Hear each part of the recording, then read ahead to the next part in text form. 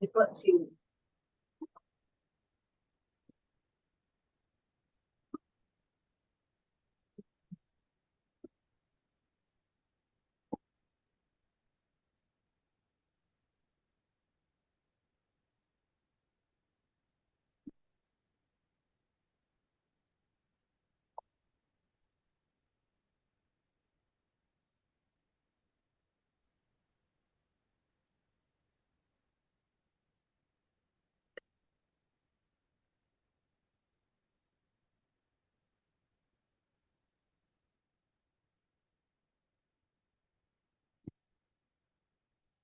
Good evening.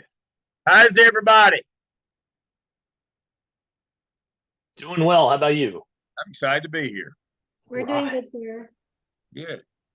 Dr. Sain's having some weather problems. He should join us here in a few minutes. It's a little stormy today. Hope everybody's doing well. Thank you for joining me this evening. We got a minute maybe before class starts, so we're about on time here. But I just wanted to remind everybody, not that you folks need reminding, what this is all about. You got in to get out, get a job. And to that end, today's been a good day for the MELS family, for the MSA family. We got 2 new APs today, 2. We get some all the time, but we got 2 today. That's pretty dang good, 2 in one day. We've had a lot this season, a lot, but we got 2 today. So I am both. And here's the thing. You can't make this up. Now, it flies in the face of what I always say. You got to be an AP first. Nobody gets the battlefield promotion, but one of ours that got hired today is AP. They're already invited her back in for the principal interview. And so, wow, that's tremendous news. They were so impressed with her AP interview and hired her on the spot. They're now going to interview her for a principal job. So pay attention, learn something. Probably won't from me, but maybe from your classmates or Dr. Sane. But it's a good day. So let's get started tonight. Thank you all for joining us tonight. I've got a couple of things before, just housekeeping things. Let's look at our weekly schedule as we always do. Share my screen. And so we're getting into short rows now. So we've got our case study tonight, as you know, and then next week will be our last full class of content and material, and then we'll have our final case study. Just a word about that final case study. I'll talk to you more about it next week. We'll have plenty of time. We're on short time because I want y'all to have all your time tonight. But the fourth case study, as I've told you, covers everything. You notice they get more and more involved as we go. The first one really was fairly simple. Teacher was wrong, principal was right. Second one, superintendent was wrong, not intentionally, but he was wrong. Now, this case study tonight, as you noticed, well, the principal was just, she misfeasance, malfeasance, and nonfeasance. She was just all over the place. But in the last one, it's going to cover everything you covered last semester and this semester. It's very inclusive. So we'll talk more about it next week. But that's where we are on our work. On your skip work, those of you that are working on task 2 and task 3, please remember, let me share this graphic organizer. I'm not sure that I have made you aware of this, and if I didn't, that's my fault, and I'll take the blame for this. When you your 6 evidences mirror the school improvement plan that a principal is legally required to produce every year. Do you remember back earlier when we covered 115C288? We talked about the first thing is to grade and classify, community spirit, make reports to the superintendent and to law enforcement. If it's a violation of the law first. But down toward the bottom of that list, it also says you're required to do 2 things every year. Produce a budget. We've worked on that, knowing what that is. And the second is produce a school improvement plan. Well, the 6 evidences of your portfolio mirror what you have to do when you do your yearly school improvement plan. You got to have an academic piece, that's your APSEL. You got to have a professional development, that's your APTEL. Got to have your master schedule. You got to have community involvement, that's the SKIP. You got to have something that addresses your teacher working condition survey. That's your CAP. And then the sixth one, your SOP, you put it all together. Probably one of the things that I hadn't bothered to mention is this graphic organizer that I have right here that you've been putting all your action plans together with. I hope y'all didn't think that I was smart enough to come up with that on my own. I did develop it, but it's based off what you're expected to turn in as a principal in your school improvement plan. Now, here's the part I probably hadn't shared with you enough, or if I have, I didn't highlight it enough. On the columns that say persons responsible, if you just put positions on that, they'll send it back. It has to be a person's name. I've told you that several times, but I probably didn't tell you that there's consequences if you do that in real life. They'll reject it because staff never did anything, just generic teachers. It has to have names on it. And the second part is, and the reason why we separate them out, those human and fiscal resources, if you don't have A, how much money it's going to cost, and B, the people that it's going to take, and they have to be on hand, then it will get rejected and sent back to you. So what that means is you can't say, we're going to run this program if we get this grant, then it can't go on your school improvement plan. You must have the money and personnel in hand at the end of this year to run it for next year, to put it in next year's school improvement plan. You can't just say it's going to take money. It has to be exactly how much money, down to the dollar, and that has to be in your budget for the next year. And it has to be money on. It can't be, well, we're going to have a fundraiser this summer to get it. Nope.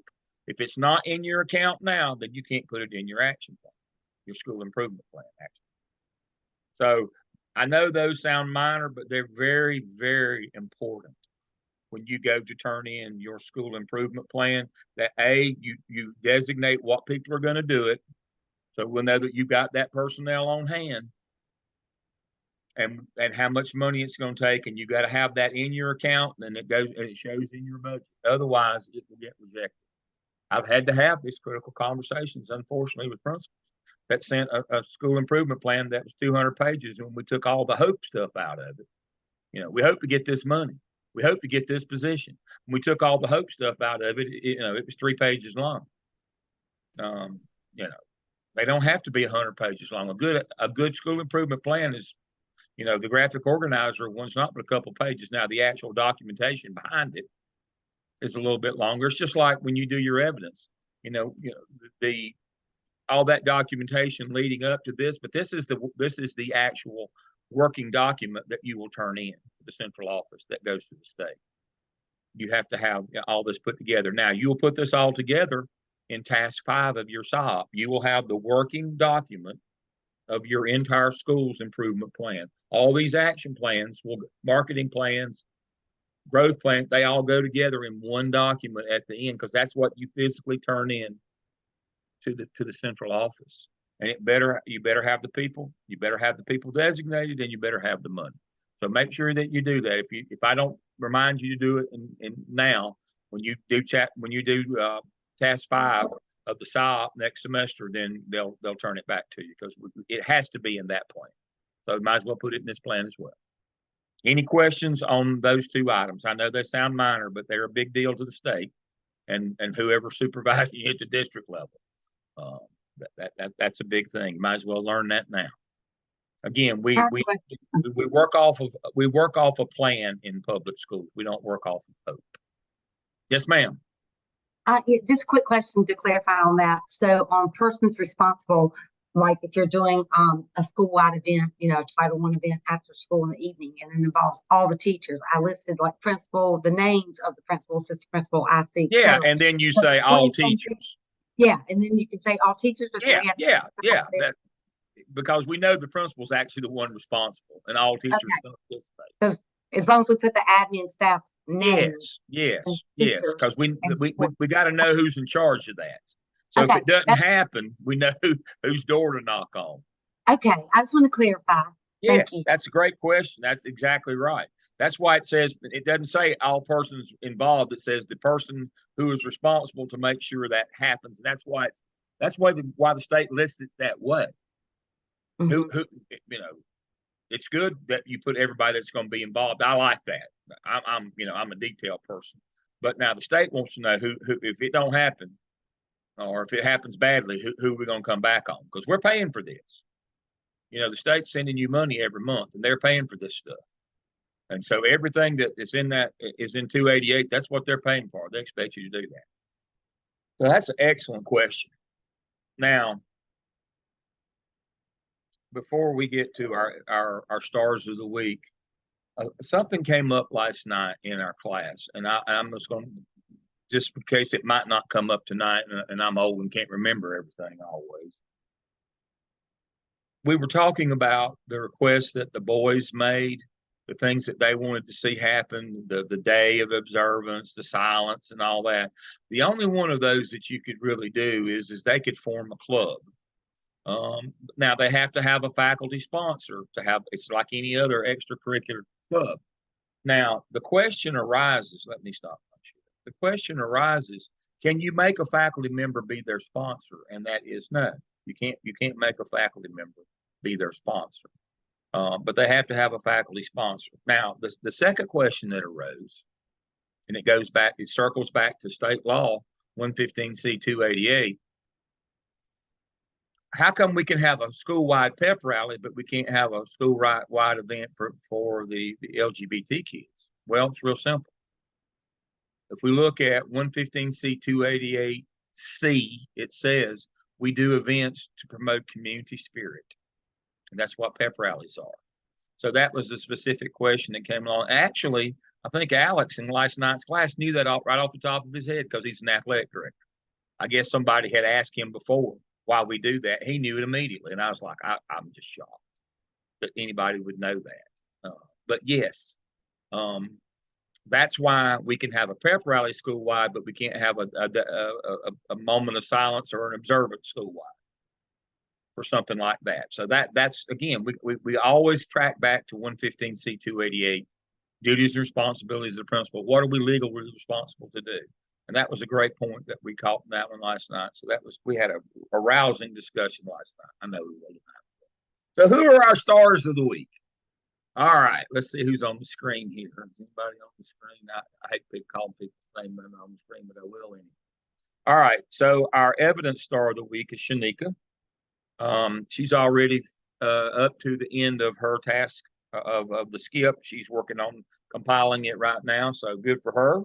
She's a little out front. That's great. Our discussion board stars of the week for number 5 on discipline due process. Connie, is Connie on the screen with us tonight? I thought I saw Connie earlier. Connie's with us. Connie did an excellent. Thank you, Connie. You did an excellent job on review of due process. Again, remember, the reason why we do these activities in discussion board is you can go in and read these of your colleagues. If you want to read a really good overview of due process, Connie did an excellent job with hers. Thank you for that, Connie. Thank you, sir. I recognized Paul last week. He did a really good job on the difference between a reasonable suspicion and probable cause. Please remember, when we're doing discipline, we only have, as school administrators, have to have reasonable suspicion to search a kid. A police officer has to have probable cause. It's a different standard. That's why you should do a search in their presence in case you get something, a gun, a knife, drugs. You can give it to the police officer. But please remember. So again, another shout out to Paul. And then Tara was very thorough in her answer. She had a lot of good sections and details. She worked very logically through the whole thing.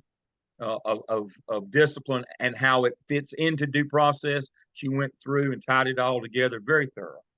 So Tara, thank you for that. It was really good.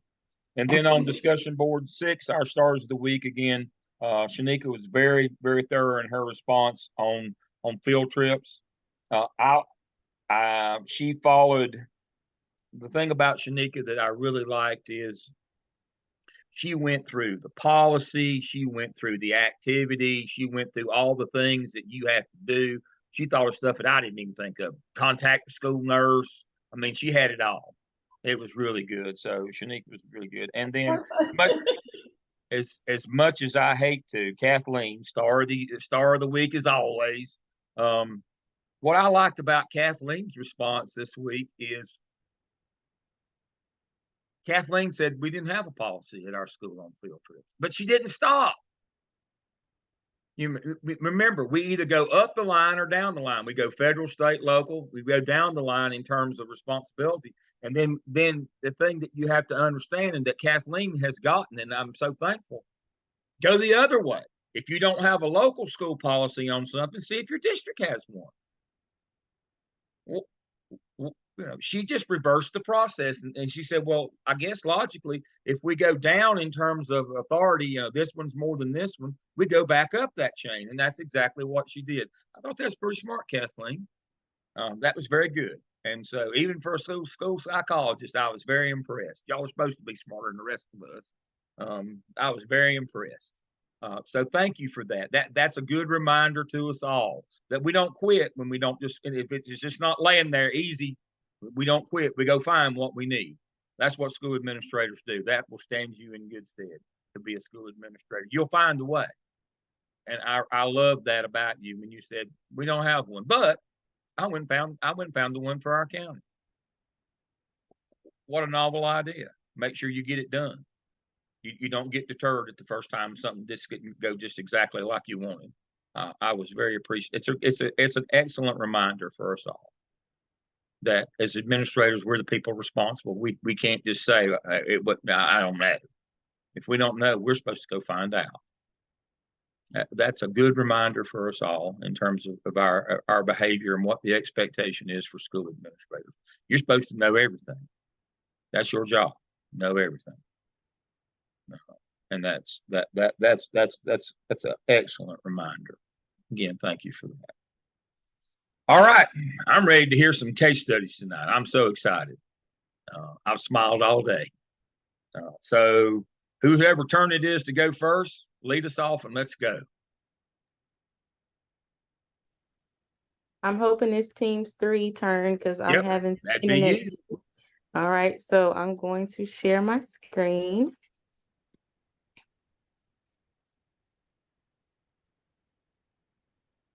Let's see. Can you all see the presentation? Yes, we can. Yes. You're welcome. All right, so we are Zoom team 3, Miss Boyce Thornton, Miss Brandon, Miss Davis, and I am Miss Davis and Miss Miller. We're going to start with just a brief summary of the case study. We have 2 MELS students that were seen being very close and spending a lot of time together and showing some PDA. It was brought to the principal's attention by phone calls, emails, letters, and so she met with them, and the boys informed her that they would like to attend prom, or they wanted to attend prom together. And the principal also met with some concerned parents who had started a petition. And after some threats had been made, so she then met with the boys again and their parents and encouraged them for the second time to wait to resume their relationship until they graduated. And the parents supported their children's right to their freedom of speech. And so just overall idea that we're looking at just a human rights concern and issue as we look through this case study.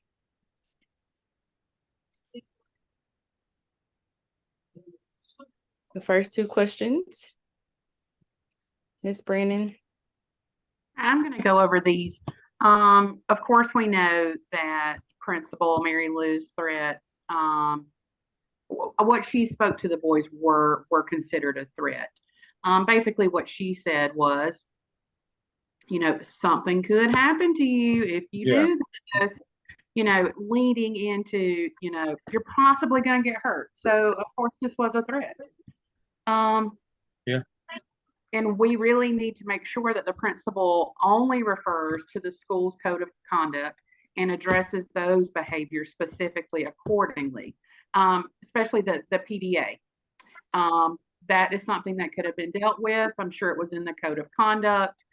So, of course, this principal, Miss Mary Lou, of course, threatened these students. Under the law, she's not supposed to discriminate. She's supposed to report any malicious intentions to the Title IX director. Not sure if they have a Title IX director. Those issues could have been sent straight to them for them to look into, and make sure that they are provided a safe and secure learning environment. And I found this great link that is here. So if anybody wants to look at it, it's a great link actually for students to know their rights. So if they, are needing guidance for anything, it talks about law specifically for this type of issue. And it's just a really good, it's really good for students, because a lot of times students really don't understand, what it is they can and can't do at school. So this is a really great website. I attached it on here. So if anybody wants to look that up, it's a really good one that you may need to share with the student at some point.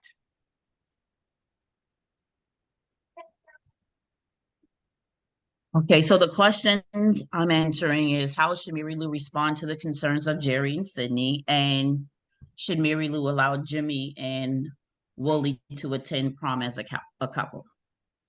So Mary Lou should not respond to Jerry and Sydney. Legally, she cannot discuss students' behavior or information with other parents that are not that student's guardian.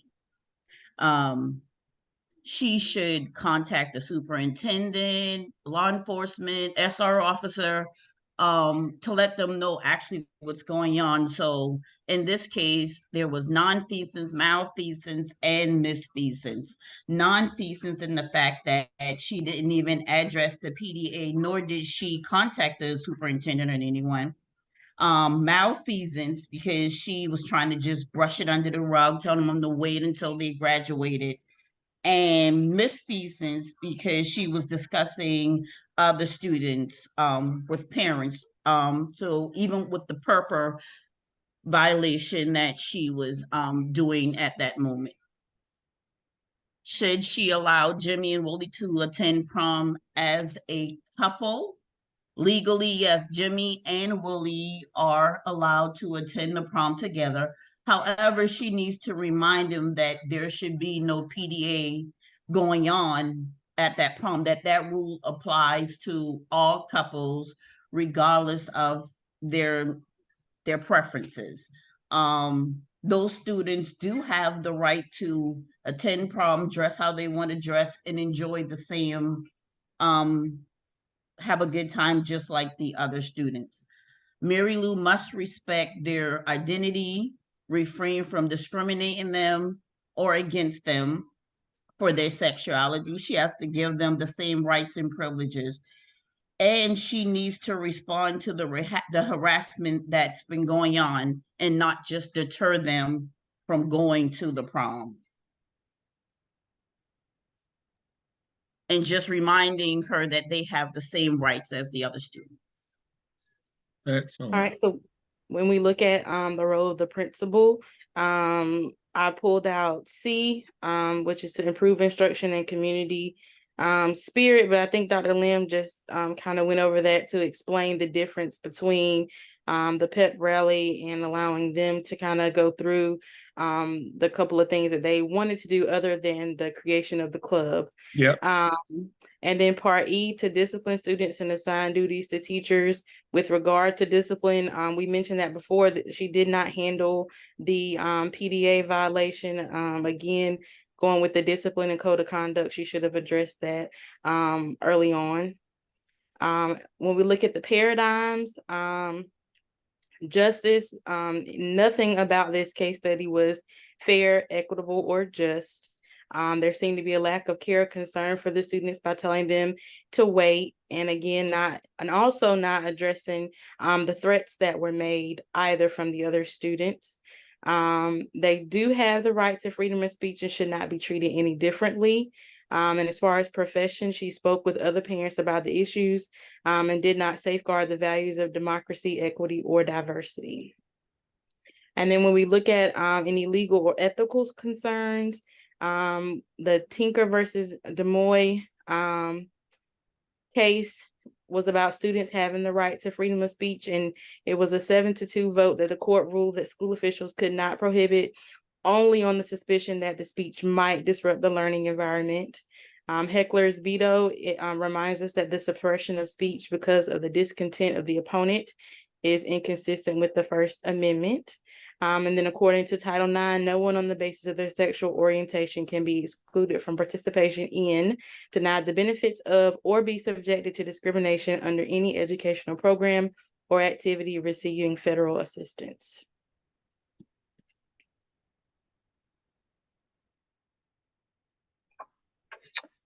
So I have how to address and minimize bullying and cyberbullying. First, a reporting system, which should be private and confidential. The school district's codes should be followed.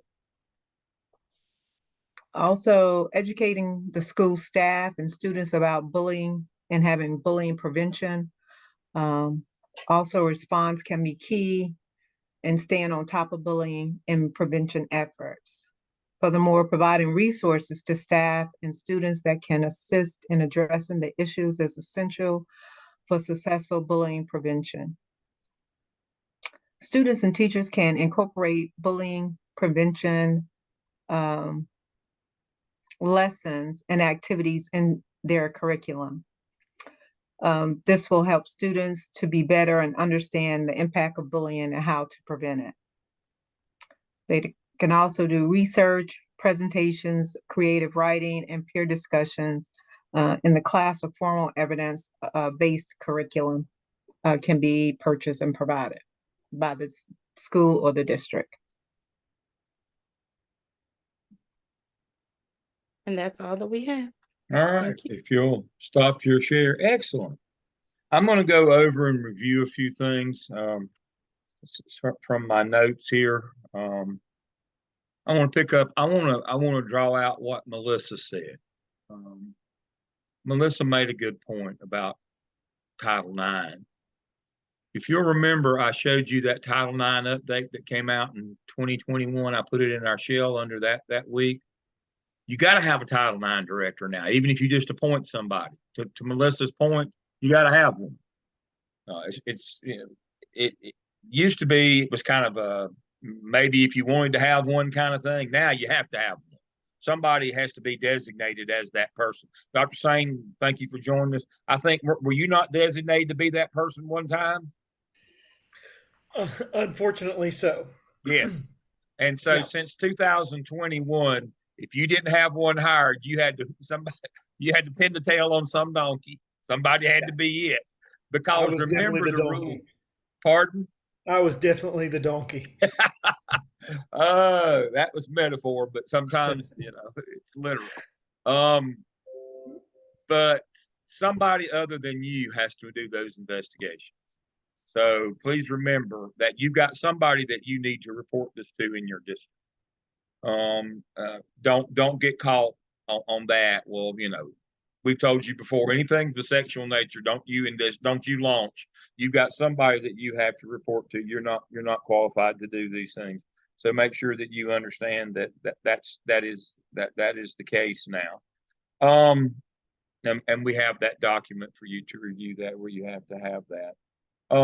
Please remember the overarching theme of this case. It doesn't matter that these kids are that gay. It's about protected classes.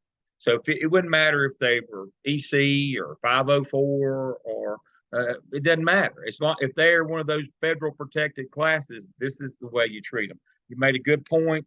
I liked that you talked about. You started out by looking at the antecedent behavior aspect of this case, which is this thing got sideways because the kids were doing excessive or displays of affection or PDAs are excessive, which the state calls it excessive. We just refer to it as PDAs. But anyway, here's a twist on that one that we got to remember. Our two standards for this case for our course this summer: arbitrary and capricious. We started with that. That's the thread that weaves through everything that we do in law.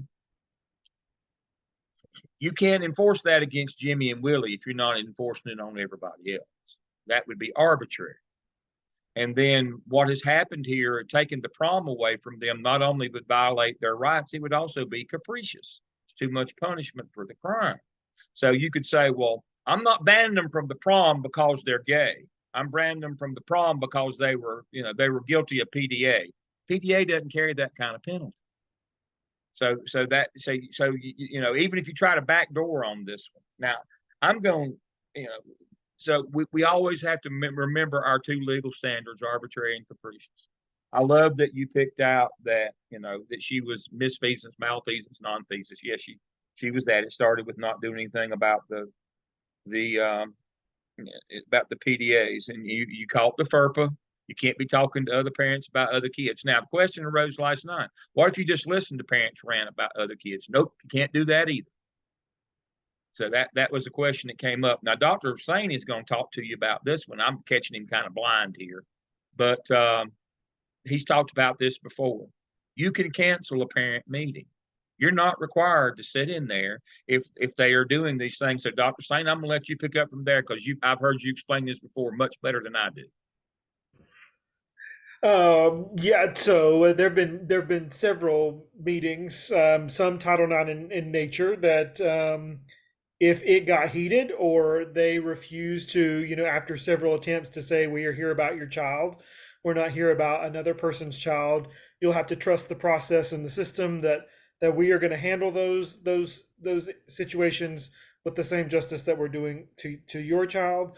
But if it continued, I kind of had that 3 strikes rule. If I had to remind you 3 times that we were not here about someone else's child, then I would ask the parents to leave kindly and say, let's pick back up when you're focused on your child. And there have been times when if it involved discipline, I don't know if you want me to go this far, Dr. Lamb, but Yes, if it I do. involved discipline, then I would summarily suspend students. Basically meaning they would be suspended until the parents could come back and have an actual cordial conversation. I wouldn't do it for long, but once I said your student will be summarily suspended until we can come to a conclusion and an agreement on what can happen, they would either 1, quickly change their tone, or 2, they would come back the next day with a better outlook on what was going on. But yeah, there have been times where I have had to do that. There have been times where I've had to call, we had a resource officer just down our central office was next to one of the high schools, and I've had to call a resource officer. It's just not acceptable. And see, we didn't even plan this, and he set me right up there. If you have Jerry and Cindy, those parents in there, and they're making threats against kids, you need to call your resource officer. Now, here's your legal justification for that. I had it up, but it'll take me a second, but I'm going to pull it up. I'm going to show you what your legal justification is. So the question came up last night to Kathleen's point. Again, that's why I was so glad to see that with what Kathleen had. And one of the students said, our district doesn't have a PDA policy, but there's one in the state. There's one in the state handbook. You got to understand that. So that's what we're going to look at right quick. And I'm going to show you 2 things to amplify our point here in the disciplinary data reporting manual. So the state lists all the things that can't happen in their schools that they're paying for. Remember, they said it, and then the code of conduct says what the punishment is. State does not set the punishment or the consequence. That's the local, but they do define what cannot happen in their schools and when you have to contact law enforcement. Again, anything that's an RO or a PD, that's a violation. That's an act of crime or violence. That's when that statute says report to police and the superintendent. That's when the police comes first. When a PD or RO has happened, don't get it twisted. It's got to be in that order. But here's the one right here. Jerry and Cindy were communicating threats. And you say, but Dale, that's just a UB prefix. What does it say after it, though? The suffix. There are 4 of these that are anomalies in the state code that says general statute. What does that mean? It's a violation of the law. If that occurs in your presence, what are you supposed to do? Contact that resource officer. That's your justification. Like Dr. Sane said, if they're doing something that they're not supposed to, and they're out of control, or they're communicating threats about another child, right there it says you have to report that to police. You can't allow them to break the law in your presence, especially if they're threatening a kid. You can't allow that to happen. Communicating threats, disorderly conduct, affray, which is a public fight, all those. And so if your code of conduct does not address PDA, it should. But if it doesn't, right here, what is number 63 in the state code that says that we don't allow in schools? Excessive display of affection, just like Kathleen did. My local doesn't have one, then go to the state manual. Right there it is. And so you are charged with stopping that from happening in your school under the rule of antecedent behaviors. If we don't stop the little things, they'll become the big things. That's how this works. If we don't stop those things, we'll have rapes, we'll have sexual assault and sexual offenses and Title IX violations out the wazoo. If we don't stop those things, that's where it starts. But you have Dr. Sane, I've heard him tell this, several times. Stop the meeting. Again, if you don't have the right personnel for an EC meeting and it's a violation of federal law, stop the meeting, cancel it, postpone it. If you got parents in there that are violating the law, threatening kids, trying to bait you into a FERPA violation, stop the meeting. And if they're breaking the law, call your resource office.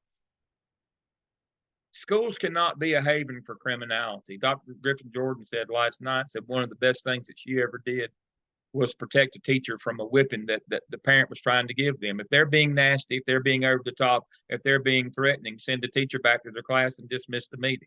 Don't sit there and let your teachers get abused, and don't let yourself get abused. Know the law and apply it on your benefit. That's all we're doing. We're applying the law. Nobody can get mad at you for applying the law. Make sure you do that. Now, heckler's veto. That's the loudest, the meanest, the stupidest gets their way. We punish the victim.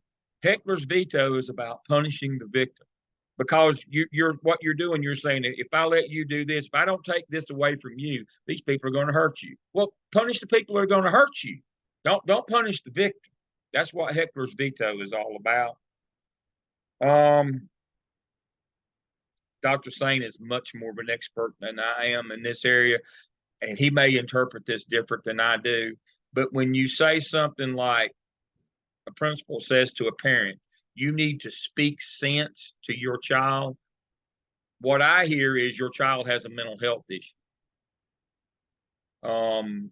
There's something wrong with your child.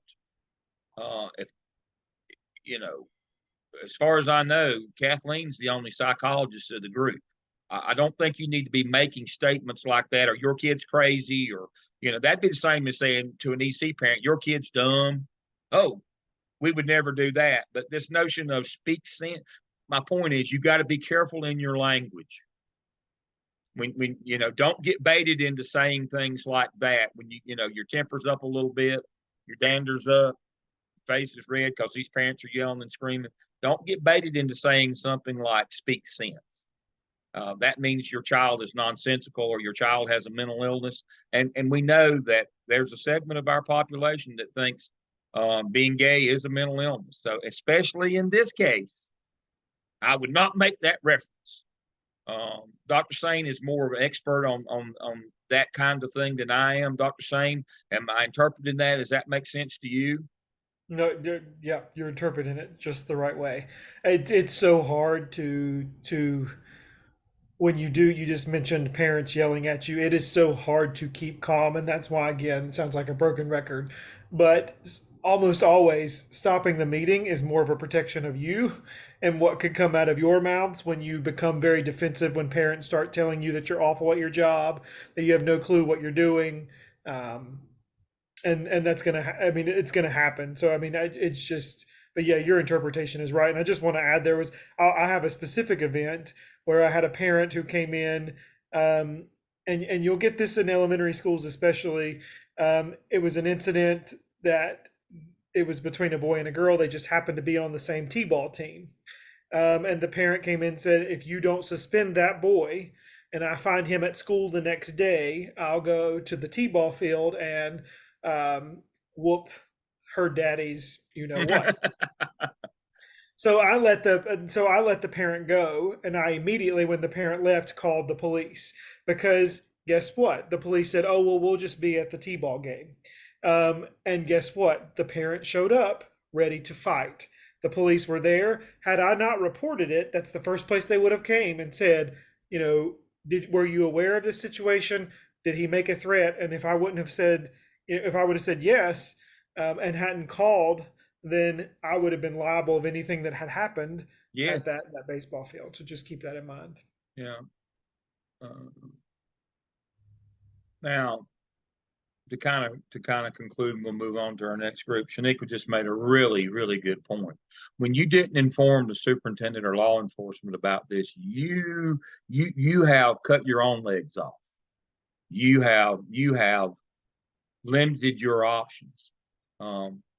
Folks, I know it can be a PR nightmare, but that's a lot better than a legal nightmare.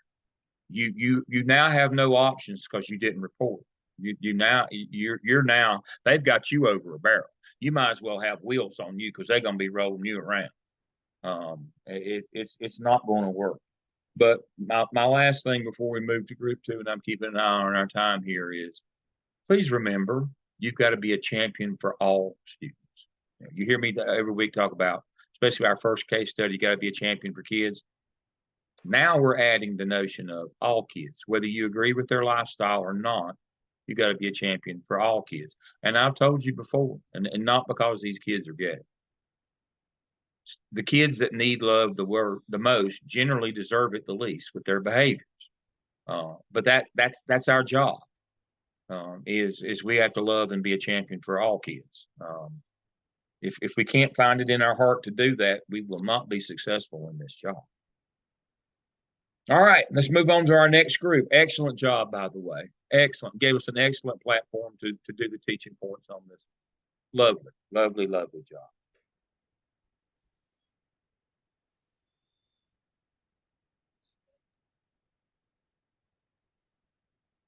Group, who is it? Group 4? Group 2, are we gonna go, Zach? You wanna bring up the presentation? No, go right ahead. Go right ahead. Oh, That doesn't hurt my feelings how you go. I'm just want people to get their opportunities. Well, group 4 will go after group 2. Okay, sorry, good. I thought you said group 2. I wasn't trying Go, to. group 2's fine. Y'all are ready to go. No problem. All right. Can everybody see the screen? Yep, we can. All right. Good afternoon, everyone. We are Zoom Team 2 that consists of Dion, Kathleen, and myself. And we will start with Kathleen doing an overview of the case study. Okay, so we just reviewed with the first group a lot of the information about the case study. I think the big part that the other group didn't really highlight as much was how the things that were happening from the parents and the students in response to when they found out that the boys were going to go to prom. The parents had very heated conversations with the principal using very derogatory terms, citing that it was a mockery of their religious heritage. They even had petitions that were like made against the students, and the students as well. Students in the school had made petitions to try to get prom canceled if the boys were allowed to attend as a couple. So it was a very, very big backlash, both from parents, but also from the students as well. So all the other information is very similar to what we already talked about, but I just wanted to highlight that. So yes, were her comments a veiled threat? Absolutely, she did make a veiled threat to the students when she told them that their PDA and attendance at prom would subject them to possible harm, and she was trying to help them. And she was trying to get their parents to understand that danger would come from their actions, and asking them to wait until after graduation to resume their relationship. The biggest thing with this is that the boys have the same rights as every other student in the school, and they should have been protected from the bullying and harassment that was already happening, and any potential bullying and harassment that could happen if they did attend prom.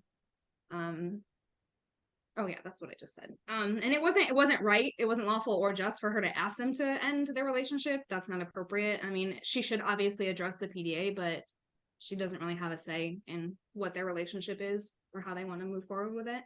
And I just noted in this section that The backlash from the parents and students in this situation reflects more poorly on the culture of her school and shouldn't be allowed to negatively impact the boys.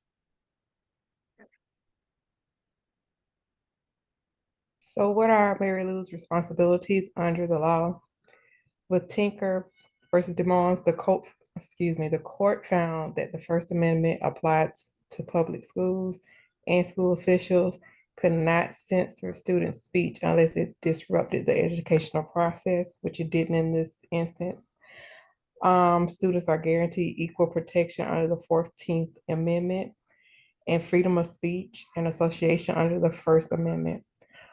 Like other student clubs, LGBTQ plus related student groups are guaranteed equal treatment and access under the Equal Access Act of 1984. Westside Community Schools Board of Education and Mergens 1990 courts found that the Equal Access Act requires schools to treat all clubs equally. Public schools receive federal funds. Equal Access Act requires schools to allow LGBTQ plus oriented clubs the same access to school facilities as other students have access to. Administration responsibilities were to protect the rights of the students by allowing them to have, we put day of silence, but we just found clubs because Yeah. it does not include Yeah, clubs. yeah, they can have their club of their demands. The only one that's legally provided or afforded, as the law would say, to them is their club. But again, be careful about mandating a faculty member to be their sponsor. Okay. Yeah, because that might infringe upon their rights. And so we're going to let Dr. Sane talk to us about that one. Okay. I want his interpretation. My interpretation is I would not assign, if somebody wanted to volunteer to do it, that would be fine, but I would not assign a teacher to do that to that club. I mean, I think the issue there is that we're all assuming that possibly there wouldn't be a faculty member that would support that. See, I think that's my club. point exactly, Kathleen. I think somebody would volunteer. It all goes back to the culture. If you don't have somebody, because the teacher doesn't have to support what the boys are. Oh yeah, that's what I mean.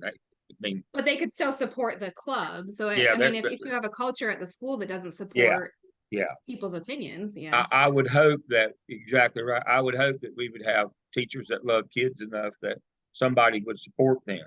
But I certainly would not be mandating somebody to do that because I don't want them to be mad at the kids. It's not that, again, if you make somebody do it, then I think that has the potential to go really bad if you make somebody do it. Does it have to be a teacher or could it be administration? No, it could be an administrator. That's exactly right. Yeah, I agree with you on that, Dr. Lamb. But in this case, it's funny. I'm sitting here thinking, and the last 2 semesters we've done this, that 5 or 6 years ago, this case might not have been as relevant. But with the recent, how do I say this? When you have school boards who all believe that they're destined to be president, let's just say like that, and they've politicized everything. Yeah. There are some faculty members who do agree with this, Kathleen, but are terrified that if they would support clubs like this, and I've had this happen where we've had to ask the administration, you can't force them, but you're going to have to step in and support this club. And most of our administrators will, but there have been times when they have asked me to come and support specific clubs that may go against the morality of the greater community around that school. So I think that just with the just the way that education is being, or school boards are kind of viewing education and everything as a political, kind of platform, that there's a lot of people fearful, a lot of educators fearful who support it, to actually put their name beside of it, which is a shame, because at the end of the day, it hurts our kids. Yeah.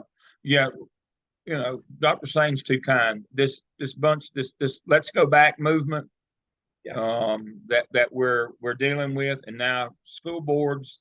I blame Bobby Etheridge.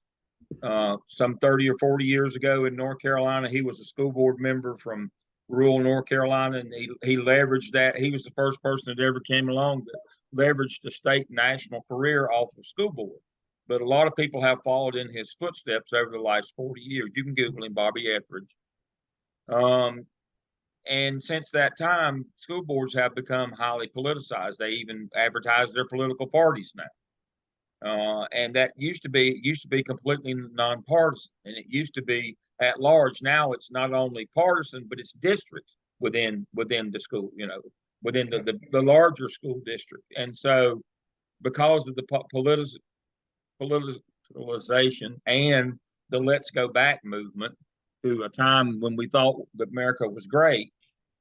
But now I can tell you, I don't remember a lot, I'm going to be one day this week, I'm going to have a birthday and be a super senior. I don't remember a lot of the 50s. I was alive. I do remember the 60s pretty well. It wasn't, I don't remember it being a cakewalk back then myself. But we have people who have nostalgia for something they see on TV that those of us who were old enough that lived it, it wasn't a good time. But they have nostalgia for that. And they have nostalgia for what's the best way to put this? For an illusion or a fantasy, unfortunately. Well, not to get off topic, but I feel like it also depends on who you're talking to. If you're not talking to the marginalized groups, then of course it was a better time when marginalized groups had no exactly. say. Yeah. But you're exactly right, Kathleen. Yeah, it was, if you were like me, if you were a white man, it was pretty good times. But if you weren't, it wasn't no picnic if you weren't a white man. It wasn't even a good time for white women. What's her name? Lynn Coplitz, the female comedian, and she does a skit, and she's dressed up like a housewife in the 50s, and she goes on to say, really, what I've got it made. Of course, she's being facetious. I've got it made. All I've got to do every day is cook 3 meals and try to avoid a beating. It wasn't a cakewalk for white women even back then, much less marginalized groups, people of color or other ethnic minorities or people with different orientations. It wasn't a fun time. So we have nostalgia for a time that, the only person that had a good time back then was some white men, and not even all of them. And so, we're caught in this loop that is really, and it's not based in reality. And so that's why we can't get much of a resolution. Is one side is living in a fantasy world that doesn't exist and refuses to acknowledge the reality around them. And so that's another reason why I said call a law and cancel the meeting. Some of these people, you're not ever going to get them to see your point, no matter what. And remember, as I pointed out a couple of times this semester, you don't want to be like that clerk of court up in Kentucky that refused to sell, to grant the marriage license to the gay couple. And then everybody was just, you go girl, you go, until the federal court case came, and then they all melted into woodwork and she lost everything she owned. So that you got to remember that too. These people, they'll be with you. You go get them until this goes federal. And please remember, a lot of the recent Supreme Court rulings that kind of contrary to this case are for private business. They don't have nothing to do with public education. We still follow all the law, and all those laws are still in place for us. The Supreme Court rulings were only about private businesses. They were not about public education. So you got to remember that too. We've not reversed any of this stuff yet. Excellent. So please continue. Okay. Some other responsibilities she had was to I'll leave off. Protect the rights of students by allowing them to organize a group because it does not disrupt the school. Investigate statements made by the students and parents. Review and enforce the PDA policy across the school fairly. It is Mary Lou's responsibility to protect the rights of all students. She can enforce the district's PDA policy, but it needs to be enforced with all students. Heckler's veto. Student speech cannot be suppressed for the sole reason that someone may be offended or create an outburst in response.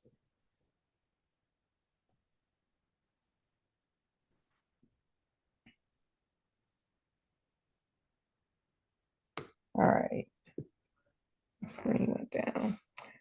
How should Mary Lou respond to the concerns of Jerry and Cindy? Family Educational Rights and Privacy Act does not allow Mary Lou to discuss information pertaining to Jimmy and Willie with other parents. Mary Lou cannot discuss the student's personal information with the parents. Mary Lou can have a discussion, it's supposed to be discussion with the parents that the school takes privacy seriously, and it's against the school policy to discuss the student's information with others.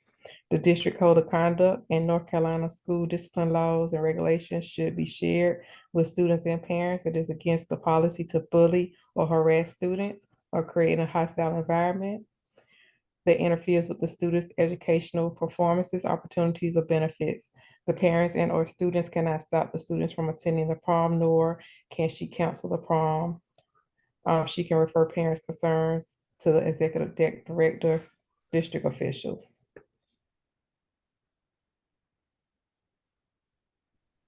So to address question 4, should Mary Lou allow Jimmy and Willie to attend prom as a couple? Yes, absolutely.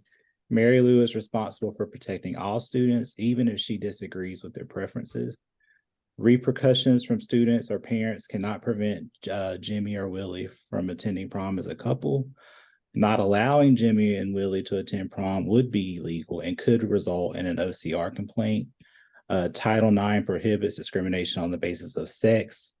That also includes discrimination based on sexual orientation and discrimination based on gender identity. So to addressing and minimizing bullying and cyberbullying, bullying and cyberbullying are both Class 2 violations of the Student Code of Conduct. The principal is always safe when she follows and enforces district policies. Our team discussed one way to address the bullying was to embrace the idea of forming a gay-straight alliance as a first step to engage all willing participants in learning about race, class, gender identity, and sexual orientation to create a welcoming and inclusive space for anyone who wants to be involved. And to also ensure bullying is not permitted at prom or any school sponsored events by making sure there's adequate supervision. So when we think about the 4 paradigms of ethics, when we think about justice, Mary Lou needs to ensure fairness, equity, and justice by upholding the laws that protect the constitutional rights of all students. When we think about care, she must pay attention to the laws and support the rights of all students. Our team discussed that all of these paradigms overlapped a lot more this week than they have in past case studies. When we think about critique, she has to use her power to make decisions based on the laws that protect all students instead of making decisions to avoid negative publicity. And with profession, she must safeguard the values of equity and diversity and must consider and evaluate the potential moral and legal consequences of her decision-making. Kathleen? Yeah. So then our last part, we just had a couple of reflections. One of them is actually an open-ended question for the class. But our first reflection was just really that it seemed to us when we were discussing that the principal allowed her own personal beliefs and the beliefs of the parents and students at her school to influence her to break the law and treat students unethically. I think that if her personal beliefs probably would have been different, if she would have been more supportive in her personal beliefs of Jimmy and Willie's relationship, that she might have handled the situation a little bit differently. But she kind of allowed that to influence her in making those inappropriate decisions. So our open-ended question, and I'm curious to hear what everybody has to say about this. We all know that she did stuff that she shouldn't. She broke the law and she didn't handle the situation correctly. So what should the repercussions be for the principal? So we've talked about like what she should have done better, but in this situation, how would we have handled it? Like if it was like the district level coming down on her for what she did? Dr. Lamb's not paying attention. I was waiting for him to jump on this. I heard you. Okay.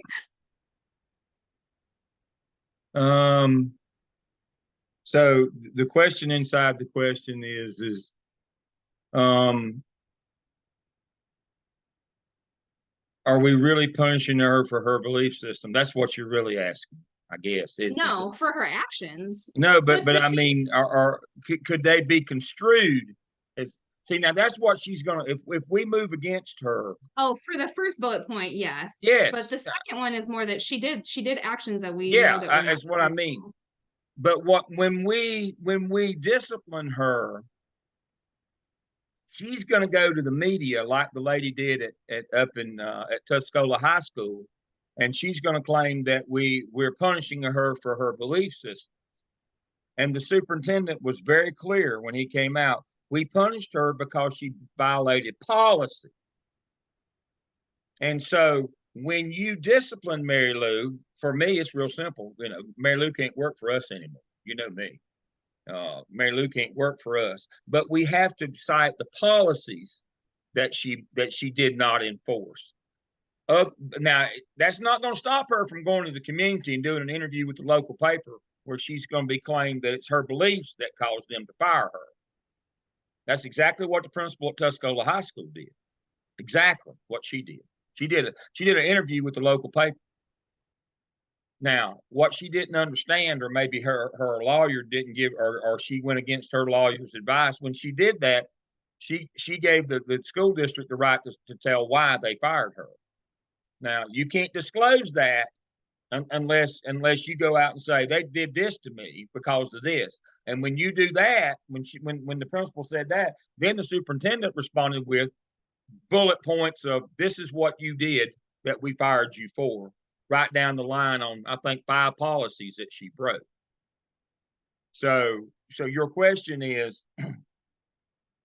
back to the original, I would let her go, but it would be because of the policies that she broke. It wouldn't be her. Now, that's not going to stop her from claiming that you're a bad person and that you support this lifestyle and that she was punished because, and every conservative group, Fox News will be there, and it'll be on Fox News that she was fired because she was anti-gay, and all. But you can then say publicly the reasons why you fired her, and so because that's the first thing's going to come. So just understand that's how that works. So for me, I would say we're letting you go for the violations of these policies, or whatever disciplinary action that if you think it's less than what I think it ought to be. But again, it's got to be based on policy.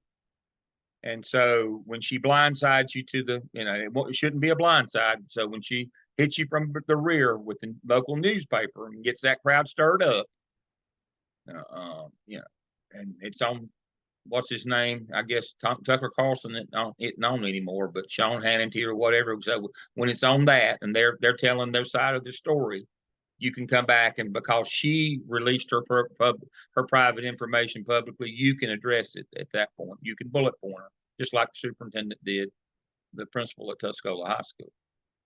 So, that's my take on that. Dr. Singh, you're closer to this than I am. You are exactly right. It would be a mess. But Kathleen, to answer your question, the right thing to do would be to dismiss this principal.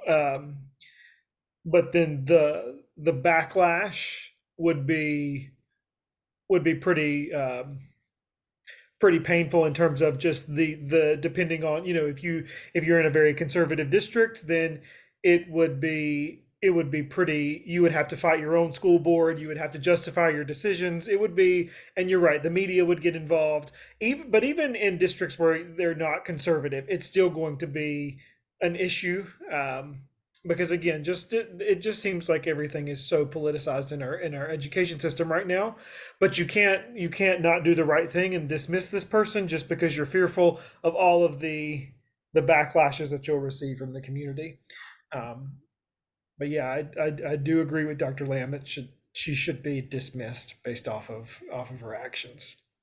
I wonder if I could step in for a second, Sure. just kind of bring this up, because I mean, we're obviously now we're focusing more on what would happen at the district level, but I think what we have to keep in mind is that, you know, the superintendent cannot do a knee-jerk reaction either. I mean, whatever they've got to do has got to be run by school council.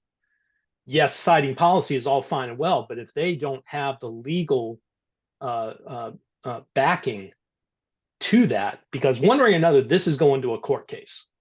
Yeah. Regardless, one way or another. So the correct action, yes, would be to dismiss the principal, but they'd have to be darn sure that they've got everything lined up, because once that court case starts, it could very well still go against the district. Yeah, Paul, you're right. I would dismiss this, or put this teacher on leave with pay through a formal investigation process. But as long as the district has its ducks in its row in the documentation, this is a dismissible offense. Oh yeah. Oh yeah. This one is it. What Paul's referring to is that the superintendent would have to, initiate the investigation, document this, and what he's talking about. Some of you have school council, some of you have, most of us have school boards. They would have to go along with the superintendent's recommendation or not, but that would be done behind the scenes before it ever became public. But yeah, I mean, the superintendent only recommends to the board. But based on the policy violations, those board members are going to have to go along with you, or they're going to be liable for breaking the law. They may not want to, but they're going to have to, because they can be removed. I would also think that if this were the road the superintendent would take, the first call he would make would be to his board attorney. Oh, well, of course. I mean, that's when you initiate an investigation, that's who leads them. Is the attorney tells you, get this person, don't get that one, do this, don't do that. And they advise you every step of the way. The board attorney does that in cases like this. Absolutely. I didn't know if that's what Paul meant by board counsel was the board attorney. Yeah, it was. Yeah. And so, that person leads every part of it from, the central office investigation. But again, if you're the superintendent and you recommend and you present, to the school board, the board itself, who actually makes the hiring and firing decisions. Remember, principals and superintendents don't hire and fire anybody. That's the school board that does that. But if you present them with a documented case that this person has violated all these policies, which is a fireable offense, and they decide not to, that they have to understand that they are now taking that liability on themselves personally. The insurance that covers them as a board member no longer extends to them. They're going to be personal liable when they get sued, because by the parents of Jimmy and Willie. It's going to be them, and it's going to be it's public record that the investigation found this principal to be negligent in the execution of their duties, and here are the policies that she violated, but you decide to keep her anyway. Well, the taxpayers are no longer on the hook for your legal bills. You're on your own now, and board members know that, and so they may not want to, but they're going to have to go. But the board counsel, if you're talking about the board attorney, we refer to those as the board attorney. Oh yeah, they would lead the investigation. They would direct. They wouldn't do it themselves, but they would direct you as to what to do from the central office. You would have that assistance there. But the superintendent can't let this one slide, because you're going to get sued by Jimmy and Willie's parents anyway. You better make sure that you're clean. You may not be a hero in your community, but at least you won't lose your house. I hate to put it in those blunt terms, but that's, you got to protect you and your family. This is one of them. You either get on the bus or get run over by it. And now, one of the points that was brought up in last night's class is, understand that if you get convicted in something where you didn't execute your duties, or you didn't follow state law, even the principal doesn't report when they're supposed to, It says right there in the manual, it's a class 1 misdemeanor. Now, you don't go to jail for class 1 misdemeanors. What class 1 misdemeanor does, it removes your license to practice. Now, you can still get you a job down at Pizza Hut, you know, slinging pizzas, but you can't work in education anymore. You know, that's the thing you got to remember is the first thing that happens is you get your license pulled. Kathleen already has what's called a specialist license as a school psychologist. She may or may not, right now there's a quirk in the law, she may or may not have a teaching license, but administrative license has to be attached to a teaching license. She may get grandfathered in and she doesn't have one, but please remember, if you lose your teaching license and or administrative license, they go together. That means you can't even go back to the classroom. You have no position in education if this happens to you. So you've got to protect yourself. It's a class 1 misdemeanor. So if you're the principal, you've got to follow through on what you do. If you're the superintendent, you've got to follow through on what you do. Your board attorney will help you with this. The school board has to go along with it if you have shown with the board attorney that there's violations of the law and policy that have happened. They don't have any option other than to dismiss this person. If they don't, then they take on the personal liability themselves. They got to hire their own attorney to fight off the lawsuit from Jimmy and Willie's parents. They don't want to do that. They don't make enough money as school board members to be able to pay the kind of cost that this case like this would generate. And so, and as I said, and I used the case of that lady up in Kentucky, a lot of these groups that were hollering, "You go, girl, go get them." When it came time to have to pony up the money for her legal defense, they weren't anywhere to be found. You know, that's the thing you've got to realize. You've got to work under the protections that you have and stay within those. But that was an excellent question that you had, or a couple that you posed there, Kathleen. And thank you, Paul, for reminding us that the board attorney directs these things. All right, we're ready for our next group. All Excellent right. job. Okay, it's group 4. How are you all doing tonight? Excellent. Let me stop my video so you can share.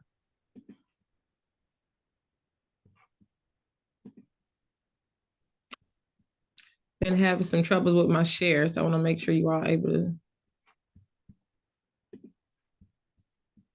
Can y'all see the presentation?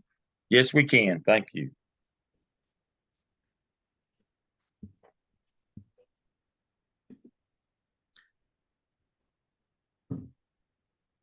Can everyone hear me? Yes. Okay. So it's case study 3, bullying, cyberbullying. We are normal too.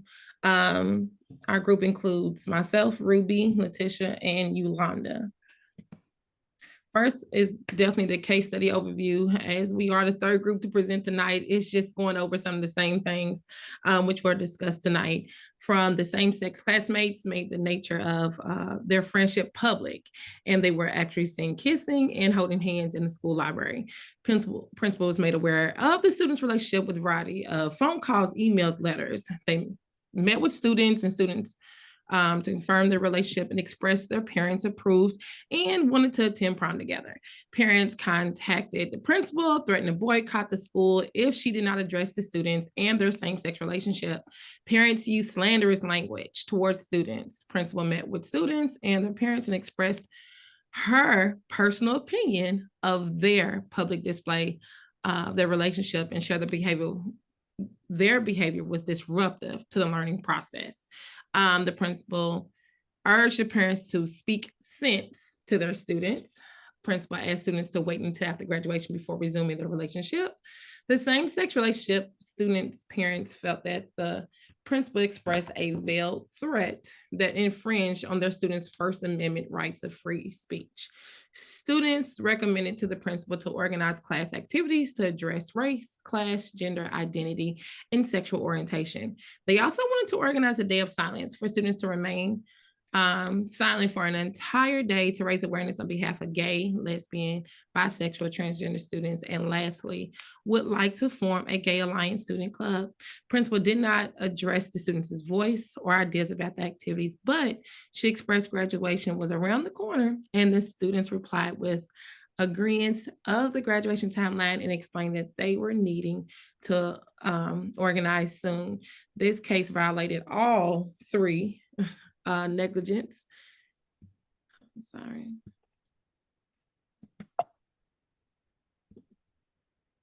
And those three negligences include nonfeasance, misfeasance, and malfeasance. Malfeasance is the failure to act when there is a duty to act, an act of omission, a duty to take positive action or perform a specific act must be established. The antecedent behavior, she did not defend nor control, and I'm speaking of the principal, I'm sorry, did not defend nor control the public space of affection between Jimmy and Willie, and it got out of control. The principal had a duty to act to stop the inappropriate displays of affection, and she did not. As we move on to misfeasance, which is acting in an improper manner, taking an improper action when there is a duty to act, and be either an act of omission or an act of commission. So the principal met and spoke with parents about other students besides their own. Principals should not speak about students to other parents or non-custodial parents as well. This does include up under the FERPA Act. Also within malfeasance, which consists of acting beyond the scope of duty, but guided by a bad motive and illegal act that should not be performed at all.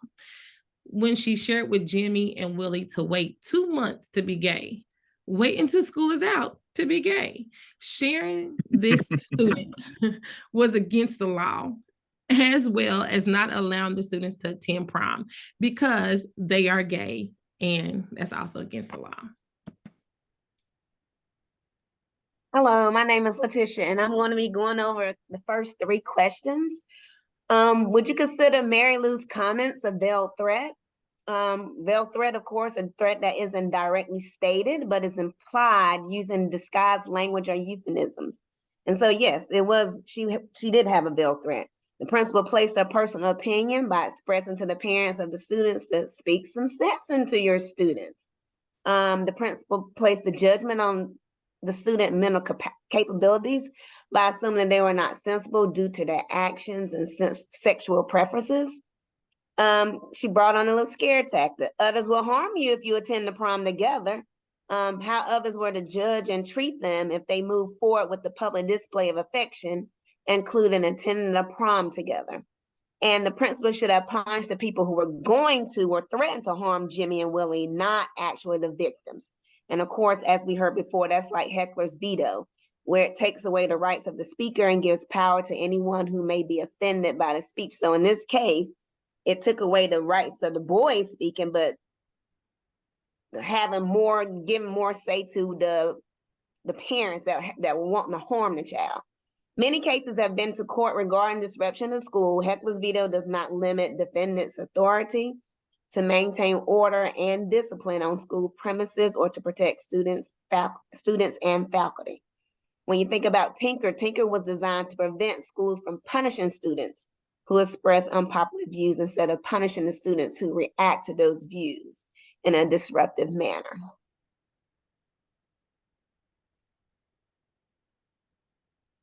Go ahead, Ruby. What are Mary Lou's responsibilities under the law? Of course, under the law, the principal has the obligation to legally make efforts to prevent and respond to acts of bullying and harassment, regardless of the orientation of the bullying and harassment.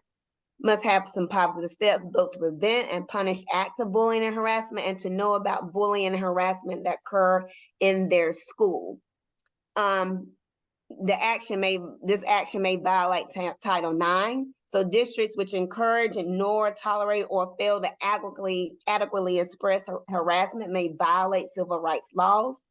Has a legal obligation to aid and protect all federally protected class of students, including EC, 504, CTE, Title I, and any student class that has a federally protected status. And of course, notify the superintendent, local law enforcement, and or SRO. How should Mary Lou respond to the concerns of Jerry and Cindy Hudson? Definitely involve the SRO or police. The principal could schedule a meeting, an in-person meeting with Jerry and Cindy Hudson, acknowledging their concerns and allowing them to voice any more concerns they may have since previous phone conversations. Now, this is not talking about, like we said, not talking about any student. This is just to address the concerns that they have as the parents. The principal has an obligation to explain and share policies and procedures regarding fair treatment, equality, bullying, harassment, and safety for all students at all times.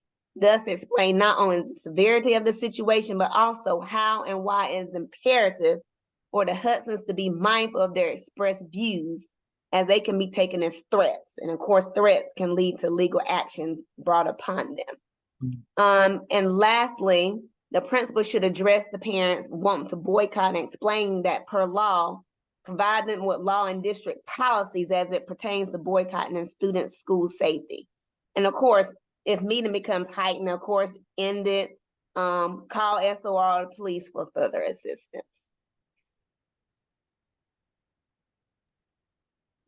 All right, should Mary Lou allow Jimmy and Willie to attend the prom as a couple? Yes, legally, the principal cannot ban or refuse the students from attending the prom due to their sexual orientation or preference.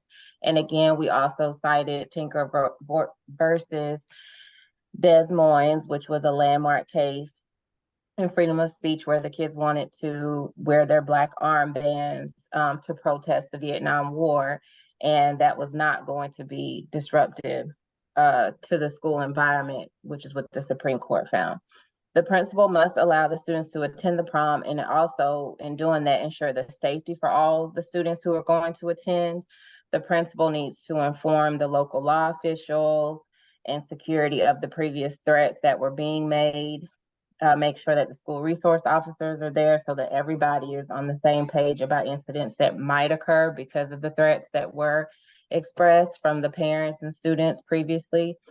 And just remember that safety is the key for this event. How we address bullying and cyberbullying, as the each school district would utilize and implement their own policies. It's imperative for each school administrator to not only ensure the safety of the student as it relates to bullying, but they also have a duty to warn, protect, and enforce discipline. Discipline will be enforced by school administrators in accordance with the school student behavior management plan. And just coming from the school district of Charlotte-Mecklenburg, our cyberbullying or just any type of bullying is anywhere from a level 1, which is like a warning, removed from different activities, parent conference, all the way up to a level 3 discipline response, which would be suspension.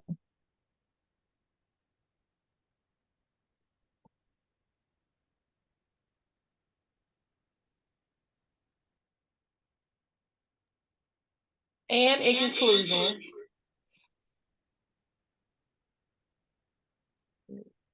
I'm sorry. And in conclusion, Principal Mary Beth displayed all 3 forms of negligence, and it was her duty to protect and ensure the safety of all students, especially protecting the federal class groups. This case was not about the LGBTQ plus community, but about ensuring school administrators must be mindful of protecting any federal protected class of students, which includes EC 504, Title I, CTE, ESL, or any student populations that have a federal protected status. As we go through the paradigms, it is the principal's role to improve instruction and community spirit, which follows up on the justice. As we know, Miss Mary Beth, she did not display when it comes to fairness, equity, and justice. And when we look on the care, did she really show concern or connection towards the students and the students, the incidences or the care for them? Critique, human rights protected. At this time, I don't feel like she did any of those. I follow in those paradigms. And when it comes to professions, promote social justice and ensure that individual students' needs inform all aspects of schooling. Excellent. Dr. Sain, I'll go to you for a comment, then I'm gonna make one. I have a point that I want to make about this one. Yeah, just the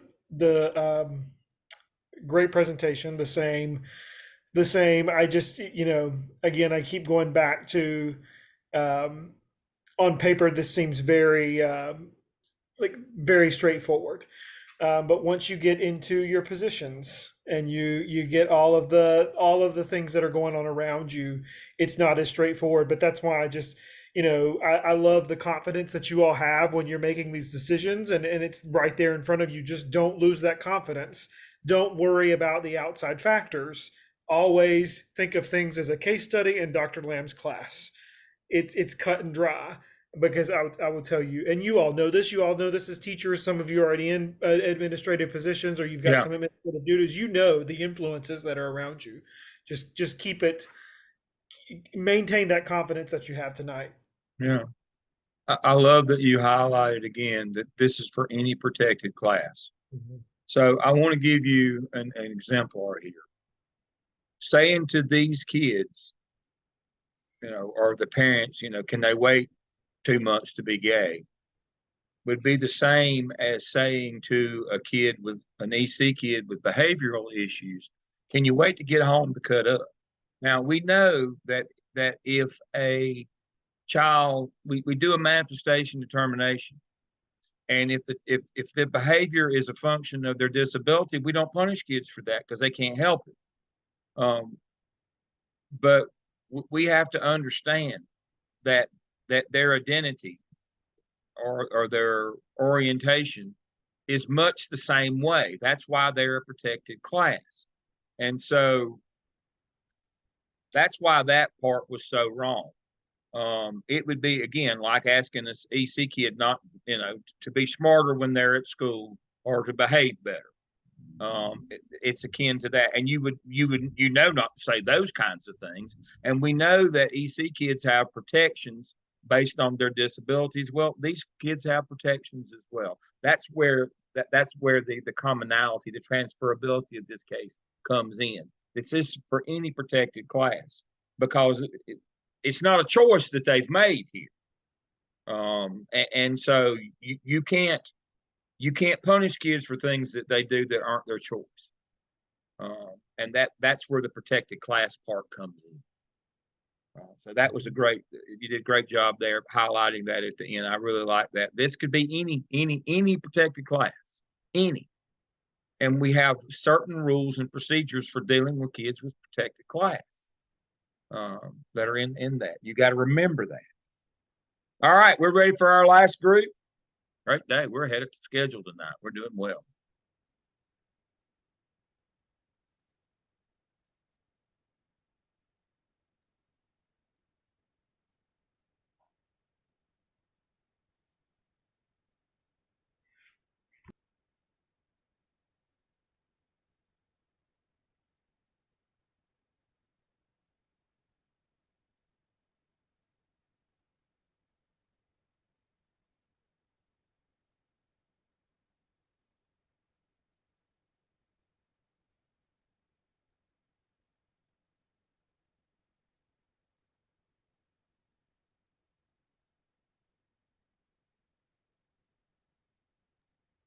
Okay, can you see my screen? We can. All right, so we're Zoom team 1, and I'm Tara, and our team that worked on this together was Aaron, Connie, Paul, and Crystal. Crystal was our team leader and our Zoom master for this event, but she unfortunately could not join us tonight. So I'm gonna lead us in the case study. So here we go. All right. So our case study, we're going to do a quick overview of the case that everyone else did of We Are Normal 2. We will each take part in addressing the questions and the discussion of our findings on the case study. Paul will talk about the legal and ethical concerns from the roles of principals' lesson plans. And then Crystal and Connie work together to address or minimize bullying and or cyberbullying. So the overview of the case, I don't think we've really hit on any points the other groups did, but just the 2 male students, Jimmy and Willie, they decided, to make their relationship more public with public display of affection. The Red Creek High School principal, Mary Lou, received numerous emails, etc., from the community, and they were threatening emails to, boycott the school, and including a petition to actually cancel the prom. Jimmy and Willie expressed their desire to continue their relationship, and because they really wanted to go to the prom together. So the principal, Mary Lou, tries to get them, of course, to ease off, like we just discussed, for a couple months, so after graduation, which takes into account, the heckler's veto. The students' parents, in turn, accused Mary Lou of infringing on their First Amendment rights to freedom of speech and expression. And Jimmy and Willie stated that they will have days of diversity and silence. Plus, they wanted to organize a gay straight alliance club at the school. So, on our questions and answers, the first one, I think Paul's going to discuss that. Yeah, so when we take a look at this first question, is Mary Lou's comments to the boys a veiled threat? And I think, we have to say that the answer is unquestionably yes. She informs the boys that their behavior is disruptive to the learning process, specifically citing the PDAs, which she does not address as part of any type of discipline, even though she should have. I think in her mind, what she's doing is she's mentioning backing off in order to protect the students, which of course that brings in the question of misfeasance, because she thinks that she's doing the right thing, even though legally it is not. There's also another part where when Mary Lou receives communication from the boys' parents, and they talk about the infringement of their First Amendment rights and so forth, Mary Lou then in turn asks the boys' parents to talk sense into them. So in other words, at that point, she's then committing malfeasance because she is purposely trying to get the parents to change the behavior on that part. And then on at least 2 occasions, Mary Lou reminds the boys that graduation is only a couple months away. Well, this is where, again, she's committing misfeasance, because she's probably thinking in her mind, this is the right course of action, when in fact, legally it is not. And she's not doing anything to help them and provide them the same accommodations that any other class of student can afford.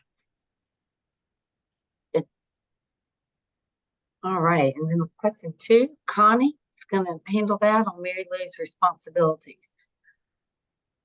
Good evening, everyone. So I'll be answering question number. Sorry about that. Question number 2. So I highlighted here the laws that are protecting the students. First is the First Amendment. It says that students do not shed their constitutional rights at the schoolhouse gate. Students' freedom of speech and expression is protected unless it is substantially disrupts or interferes with school operations. In this case, it doesn't. So this is based on the Tinker versus Des Moines School District, Tinker versus Des Moines School District in the case of Tinker versus Des Moines in 1969.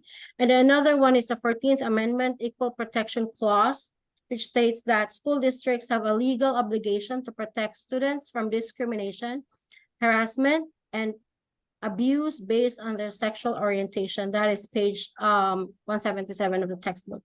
And then the Title IX course, which is a federal law that protects against gender-based discrimination at all K-12 schools that receives federal funds. So that means they can actually lose their funding from this. And then lastly is Mary Lou should address this through the Student Code of Conduct on the public display of affection. And I checked on our district's School of Conduct. It is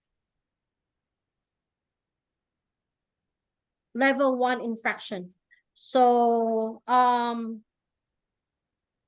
public display of affection is actually a level 1 infraction, and it's coded 022 in our district. And the first offense is detention hall for 1 to 2 days, and then second offense is ISS. 1 to 2 days, and the third offense is OSS, 1 to 2 days. So that's for the third offense. So it is actually a level 1 infraction for that display of affection.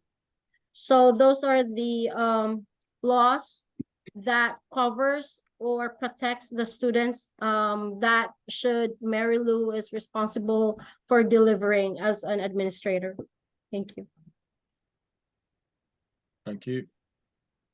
All right, the third question, which Crystal worked on, how should Mary Lou respond to the concern of Jerry and Cindy Hudson? And we think she should, with a listening ear, tell them that she has heard the way that they feel about the situation, and then tell them that as the principal, she is doing what is required, and she cannot discuss those matters of other students with them, and that safety and well-being of all the students is a priority.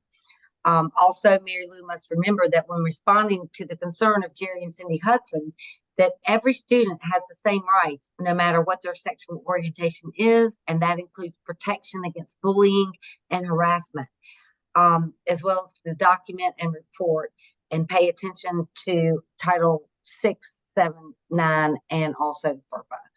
And of course, just to reiterate, Title IX is just the federal law that prohibits sex discrimination in education and protects against gender-based discrimination, including harassment and bullying of LGBTQ students at all K-12 schools that receive federal funds.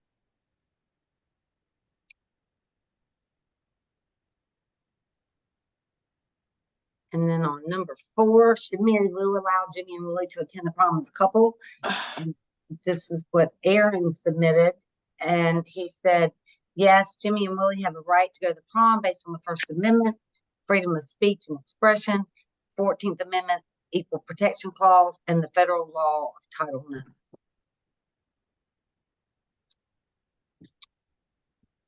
IX.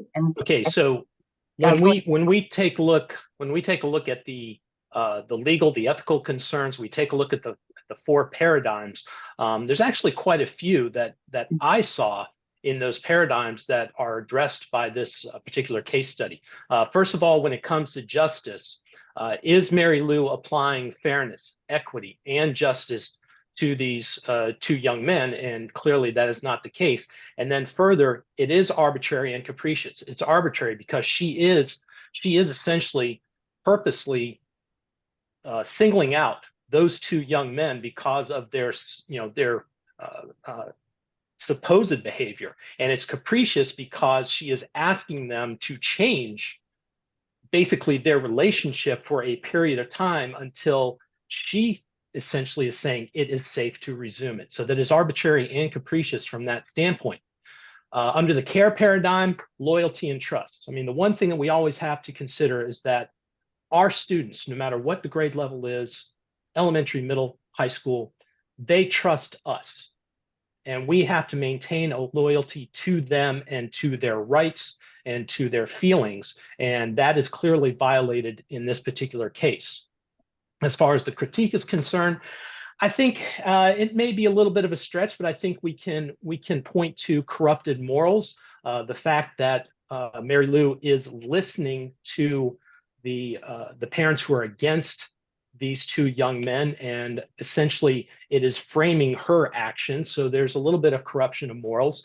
She is clearly exhibiting power over these 2 young men by trying to get them to change, at least for a time, the status of their relationship. And of course, that also brings in human rights from that standpoint. But it's profession where we see the most exposure to these ethical concerns. First of all, does Mary Lou exhibit ethical behavior? I think we can say that she does not. And it's also a question of self-awareness. I mean, I don't think in this case she is expressing any type of self-awareness of the situation itself. She is not safeguarding the values of democracy, equity, and diversity by singling out these 2 young men. I mean, they are just as important as any other class of student that is at that particular school. Does she consider the moral and legal consequences? I don't think that she does, because as we were talking in one of the other groups, legal procedures are going to happen one way or the other, whether it's on the part of the group of parents who are trying to deny these young men their rights to attend the prom, or whether it's the parents of the boys themselves. One way or another, legal proceedings are going to happen, and I don't think she takes that into consideration. She does not promote social justice by singling out these two young men and their particular relationship and their actions. And finally, she is not acting in the best interest of the students, which is ultimately what all of us must do in the long run with education.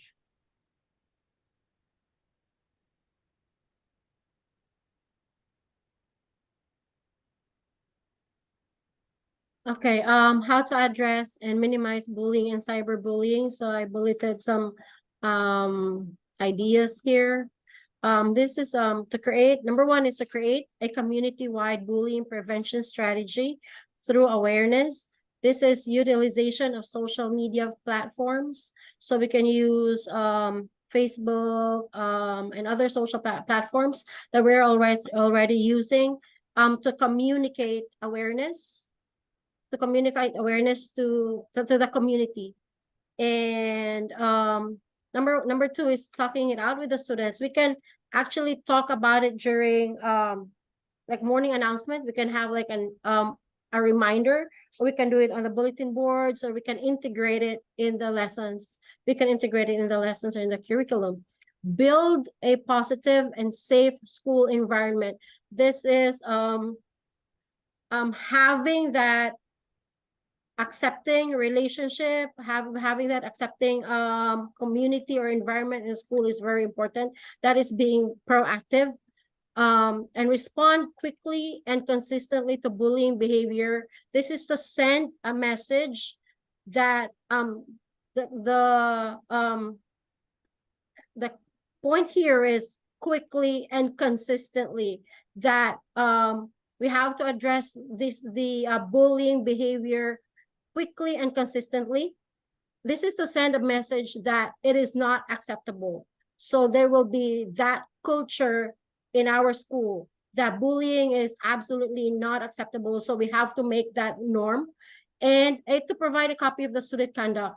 And if we need to highlight, capitalize, bold letters and all that, the important rules that we need to emphasize, we can give a copy to the parents and have them sign the acknowledgement form. That's what we do in our school. So we give them the booklet, and then we call them and discuss it. And then after that, they have to return the acknowledged form, the saying they've read and understood the code of conduct. So that means they're aware of the code of conduct, the student code of conduct. So that is some of the points on how to minimize and address bullying and cyberbullying. Thank you. All right, and then the references that we all used for this research was the principal's quick reference guide to school law, fourth edition, and the lesson plan role of the principals. Excellent. Excellent. Before Dr. Singh closes us out tonight, I want to kind of look at the other side of this briefly. Let's say Jerry and Cindy came in and they weren't, out of control, but they were concerned about this and their child, and didn't support this in their home. And what option would you give them to redress this? Now, I'm going to use a personal situation. It's not about LGBTQ, but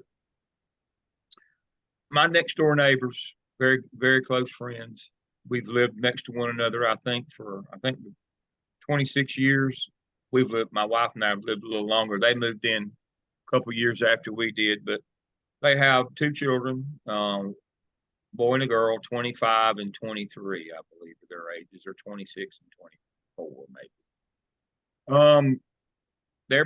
The children are both very good children. I mean, they're marvelous kids. The not very big kids. Now the girl, not a big deal for her. She's 5'4", and tremendous athlete. And I don't mean just good. She was the two-time, only one in history of North Carolina. She was the two-time high school player of the year in soccer for North Carolina. The high school player of the year. Matriculated at University of Virginia, was a starter there, and then did her last year as a graduate at University of Alabama. You know how good those soccer programs are. She's now professional, going this summer to Europe. She was on the national junior team that played out of Phoenix, Arizona. A marvelous, marvelous athlete. Her brother wasn't. But the family wanted him to have that Friday night lights experience of wearing your jersey on Friday and wearing your Letterman jacket, and wanted him to have that experience. Well, the problem was the girl didn't have a problem with that. Where we live, we have a 4 AA high school. Now, if any of you know what that's the largest classification in North Carolina. That means you got to have 3,000 students. Can you imagine the kind of football players that a 4 AA high school has? They could beat most small colleges. Seriously. And so what was the chance for him to ever get a jersey or get to play at that high school? Now, she played soccer there. They won the state title 2 or 3 of the years that she was there in the highest classification. But they knew that he was never going to be able to even see a jersey, much less the field in football. He just wasn't big enough. He's maybe 5'7", 145 pounds soaking wet. The punter's bigger than that at Huff. And so what are you going to do? And so what they did very simply is they ponied up the money to send him to a small private school where he got to have that experience, because that's your option in the world. Remembering that we're a public school, we do the right thing for everybody. Jerry and Cindy, if we had it in our heart, what we would have to remind Jerry and Cindy of, if we can't change for you, but there are other options out there for you if you don't support this lifestyle, but we can't stop it at our school. But there might be a small private school or religious school that this is okay, that doesn't take federal money, and you need to explore those options. And so sometimes when you have the angry, nasty parents, but even then, if you can find a way to try to connect with them, but public school's not for everybody. And you sometimes have to remind parents of that, just like with Joel next door public school for 4 AA high school, and his parents wanted him to have that Friday night lights experience. Well, you ain't gonna get it at the public school. That's why there are options out there. And sometimes you have to tell parents there are other options. We'd love to have you and your children, but there are other options that might be better for you. You have to be able to have that critical conversation with parents. We're not trying to harm anybody. We're trying to do the best for every child, but this might not be the right path for your child. And so sometimes you have to have those critical conversations. That's kind of my close on this case. As always, you have done a marvelous job. You're better students than I am, teacher, and I'm thankful for that. Dr. Sane, close us out tonight. And thank you again for being our resident expert who lives this every day. Yeah, and again, sorry I was late. But I'll close with this, and just kind of your role as a future principal is that you are going to encounter teachers who have a problem with some of the things that we talked about tonight. And you can't forget that it's your responsibility as a principal and a leader to make sure that your teachers, regardless of their individual beliefs, are still protecting your kids, all classes of kids, regardless of who they are. And the way you do that is, one, you go into leading your schools with the same conviction, like I said earlier, that you had tonight in your decisions, but that you back everything up with policy. You cannot go wrong with policy. You cannot go wrong with any piece of legislation that you all discussed tonight. You don't have to put your beliefs in any of it. You're simply following policy. And how many times have we said that? And this is a perfect case. I'll give you an example. One of the last things that I worked with a principal on before taking my current role as a consultant was students who were transitioning from male to female. And that is a very that you're going to encounter that in a school. And that principal continuously came to me and said, you know, I've got to figure out which teacher they can go with because I know so many of my teachers don't agree. That it piggybacks off what Dr. Lamb just said. That's a perfect conversation for you to have with that person to know that they have options. They don't have to be in that school. Because the same goes for teachers. You know, it might not be a right fit, but more importantly, you know, I worked with that principal to really focus in at that opening staff meeting and at every opportunity that he had to review the policies that we must uphold. He never had to put his beliefs into it. He never had to talk about it, but he set the expectation that all teachers will follow every piece of legislation and every policy that we have that makes kids safe. And there was not an issue because you can't argue with the policy. So I just again, go in there with that conviction, make sure that you're protecting all students. You're protecting all people in your building. That's your number one job. And you will have a strong, productive career as a principal. So, thank you. Thank you. Give yourself a hand. You did a great job tonight. I appreciate it as always. We'll see you next week. Everybody have a good week. Thank you. Thank you. Thank you. Thank you. Night.